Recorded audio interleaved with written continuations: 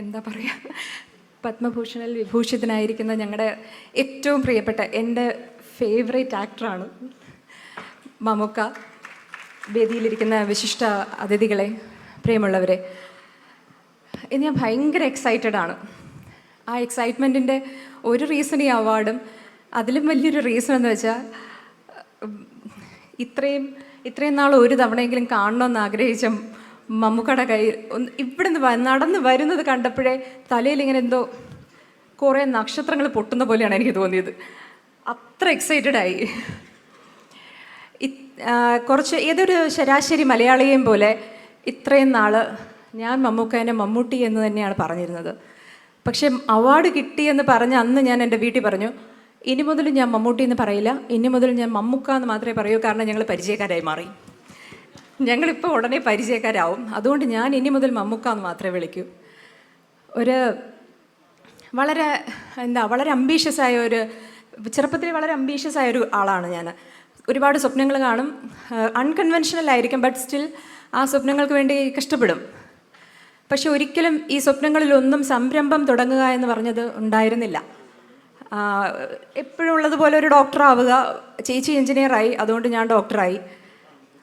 ഒരു 2017 വരെ പ്രാക്ടീസ് ചെയ്ത സമയത്ത് ഒരു ചെറിയൊരു ന്യൂറോളജിക്കൽ ഇഷ്യൂ കാരണം കൈക്കൊരു പ്രശ്നം വന്നു. കൈക്ക് പ്രശ്നം വന്ന് അതിനുശേഷം എനിക്ക് പ്രാക്ടീസ് ചെയ്യാൻ പറ്റില്ല എന്നൊരവസ്ഥ വന്നു. അപ്പോൾ 11-12 വർഷം പ്രാക്ടീസ് ചെയ്തതിന് ശേഷം പിന്നീട് എന്ത്, ജോലിയില്ല. അങ്ങനെ ജോലി ചെയ്യാതെ വീട്ടിൽ ഇരിക്കാൻ കഴിയില്ല. അങ്ങനെയാണ് ഈ ഡോക്ടർ എന്ന് പറയുന്നത് ചില സമയങ്ങളിൽ ഓവർ ക്വാളിഫിക്കേഷനാണ്, പല സ്ഥലങ്ങളിലും നമുക്ക് ജോലി കിട്ടില്ല. അങ്ങനെയാണ് ഞാൻ റിസർച്ച് ഫെലോഷിപ്പിന് ജോയിൻ ചെയ്യുന്നത്. അവിടെ വെച്ച് ആണ് ശരിക്കും ഞാൻ ഇത്രയും നാൾ യൂസ് ചെയ്തിരുന്ന മെഡിക്കൽ ഡിവൈസസിൻ്റെ പിന്നിലുള്ള ടെക്നോളജി എന്താണെന്ന് പഠിക്കുന്നത്, സംരംഭങ്ങൾ എങ്ങനെയാണ് വർക്ക് ചെയ്യുന്നത്. അവിടെ ഞങ്ങൾ റിസർച്ച് ചെയ്തത് പ്രായാധിക്യമുള്ള ആൾക്കാരുടെ അസുഖങ്ങൾക്ക് വേണ്ടിയിട്ട് ഉണ്ടാക്കാൻ പറ്റുന്ന മെഡിക്കൽ ഡിവൈസസുകളെ കുറിച്ചാണ്. അതിൽ നിന്ന് പലപ്പോഴും ഞങ്ങൾ തന്നെ ചികിത്സിച്ചിരുന്ന ഒരു അസുഖമായിട്ടുള്ള ഡ്രൈനസ് ഓഫ് മൗത്ത്, ആ ഒരു അസുഖത്തിനെ കുറിച്ച് കൂടുതൽ മനസ്സിലാക്കുമ്പോൾ മനസ്സിലായ ഒരു കാര്യം എന്താണെന്ന് വെച്ചാൽ, ക്യാൻസറിന് ചികിത്സയുണ്ട്, എല്ലാ വലിയ വലിയ അസുഖങ്ങൾക്കും ചികിത്സയുണ്ട്.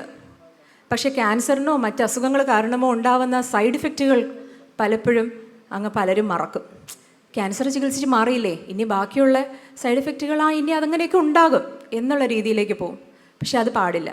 എൻ്റെ മനസ്സിലത് വളരെ ശക്തമായ ഒരു ആശയമായിരുന്നു. കാരണം ഞാൻ പരിചയപ്പെട്ട ഒരു വ്യക്തി ഒന്ന് വാ തുറന്ന് ചിരിക്കാൻ പറ്റുന്നില്ല, സംസാരിക്കാൻ പറ്റുന്നില്ല, സംസാരിക്കണമെങ്കിൽ അപ്പോഴപ്പോഴായിട്ട് വെള്ളം കുടിക്കണം.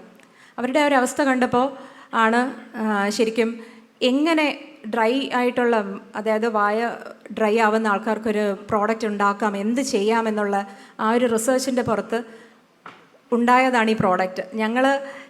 ഞാനും ഡോക്ടർ സെന്തിൽ, എൻ്റെ സയൻറ്റിസ്റ്റാണ്, ഞങ്ങളിത് റിസർച്ച് ചെയ്ത് ഞങ്ങളിത് കണ്ടുപിടിക്കുന്ന സമയത്ത് ജീവിതത്തിൽ ഒരിക്കൽ പോലും പ്രതീക്ഷിച്ചില്ല ലോകത്ത് ഒരിടത്തും ഒരു മൾട്ടിനാഷണൽ കമ്പനിയും ഉണ്ടാക്കാത്ത ഒരു പ്രോഡക്റ്റാണ് ഞങ്ങൾ ഉണ്ടാക്കുന്നത്. ഞങ്ങൾ മനസ്സിലാക്കിയതേ ഇല്ല.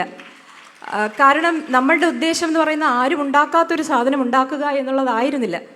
പകരം എങ്ങനെയും പേഷ്യൻസിന് ഉണ്ടാവുന്ന ആ ഒരു ബുദ്ധിമുട്ട് മാറ്റണം എന്നുള്ളതായിരുന്നു. അത് ഞങ്ങൾക്കൊണ്ട് സാധിച്ചു. അത് ഒരു സംരംഭമായിട്ട് പുറത്തിറങ്ങിയപ്പം ഒരുപാട് ബുദ്ധിമുട്ടുകളുണ്ടായിരുന്നു, ഒരുപാട് ചാലഞ്ചസ് ഉണ്ടായിരുന്നു. അതെല്ലാം ഫേസ് ചെയ്തു. ഇന്ന് ഒരു 116 പേഷ്യൻസിൽ അത് ടെസ്റ്റ് ചെയ്ത് ഞങ്ങളുടെ പ്രോഡക്റ്റ് ഇറങ്ങാൻ പോവുകയാണ്. ആ ഒരു യുണീക്കായൊരു സംഭവം ഉണ്ടാക്കി എന്നറിഞ്ഞത് അതിനകത്തുനിന്ന് ഒരു അവാർഡിലേക്ക് എത്തി എന്നുള്ളത് തന്നെ വലിയൊരു സന്തോഷമുള്ള കാര്യമാണ്. മമ്മൂക്ക ഒരു കാര്യം ഇവിടെ ഉണ്ട്, എൻ്റെ മോളെ ആദ്യം കാണിച്ച സിനിമ മമ്മൂക്കയുടെ സിനിമയാണ്.